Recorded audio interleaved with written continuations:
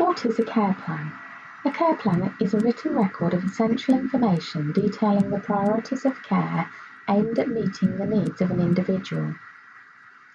It is not an optional extra, but an essential part of nursing. Nurses are professionally accountable to the Nursing and Midwifery Council, which expects professional competence. They are legally accountable and must not break the law, and they are morally accountable to patients to do no harm.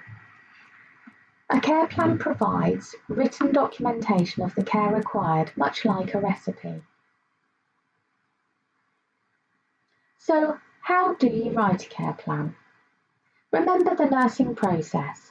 This was a process developed in the 1970s to help nurses to focus on individual patient needs rather than the medical condition. Assessment is an ongoing process in the care planning, but it is also where you start.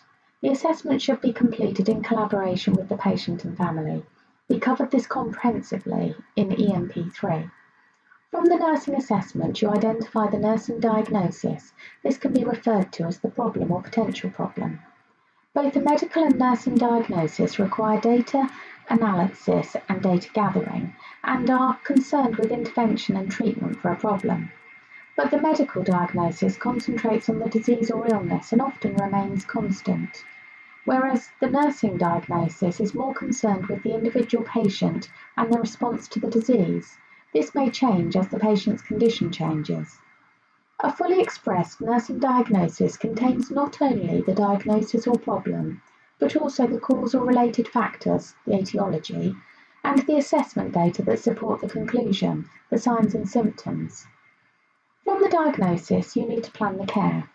With the patient or family, you should develop mutually agreed goals to address the problem. Ideally, SMART goals can be created, which offer a short directive statement about the ideal outcome of the nursing care. The plan must then include logically sequenced interventions or actions required in order to achieve the goal. The plan should be evidence-based and created in partnership with the patient and/or their family.